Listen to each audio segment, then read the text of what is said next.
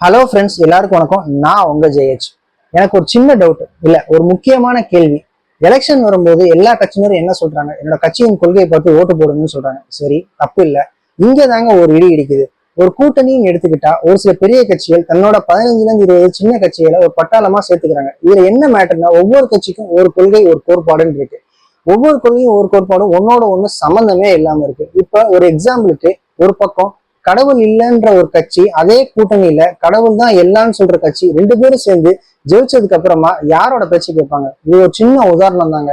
இன்னும் இது மாதிரி எல்லா கொள்கையும் நம்ம எடுத்து பார்த்தோம் அப்படின்னா இன்னும் நிறைய இருக்கு. இதை பத்தி நம்ம இன்னும் நிறைய பேசலாம். இந்த மக்கள் நீங்க இனிமே பார்த்துப்பீங்கன்னு நான் நம்புறேன். இப்ப சொல்லுங்க, கடவுள் இல்லைன்னு சொல்றவங்களையா, கடவுள் இருக்குன்னு சொல்றவங்களையா, அவங்க ஜெயிச்சதுக்கு அப்புறமா யாரை மதிப்பாங்க? இப்ப கொள்கை எங்க போச்சு? இன்னும் ஒரு சின்ன விஷயம், கொள்கைன்னு சொல்லும் போது இவங்க எல்லாருமே தனித்தனி ரகம், சீட்டுன்னு சொல்லும் போது இவங்க எல்லாருமே ஒரே ரகம் தாங்க. இப்ப இங்க கொள்கை முக்கியமா, கூட்டணி முக்கியமான்றதை நம்மள மாதிரி சாதாரண மக்கள் தாங்க இங்க முடிவு பண்ணணும். நான் கேட்ட கேள்வி நியாயமானதா இருந்தா சரின்னு கமெண்ட் பண்ணுங்க, இல்லைன்னா உங்களோட கருத்து சொல்லுங்க. மக்கள் என்ன சொல்றாங்கன்னு பார்ப்போம். நான் சொல்ற விஷயம் நீங்க உண்மைன்னு நினைச்சீங்கன்னா உங்க ஃப்ரெண்ட்ஸுக்கு ஷேர் பண்ணுங்க, இந்த வீடியோவை லைக் பண்ணுங்க, மறக்காம நம்ம சேனலை சப்ஸ்கிரைப் பண்ணுங்க. இன்னும் இது மாதிரி நிறைய பொலிட்டிக்கல் ஆஸ்பெக்ட்ஸ் பத்தி தெரிஞ்சுக்கிறதுக்கு பக்கத்துல இருக்க பெல் ஐக்கானை தட்டி விட்டுருங்க. அடுத்த வீடியோல உங்க சந்திக்கிற வரைக்கும் பாய்.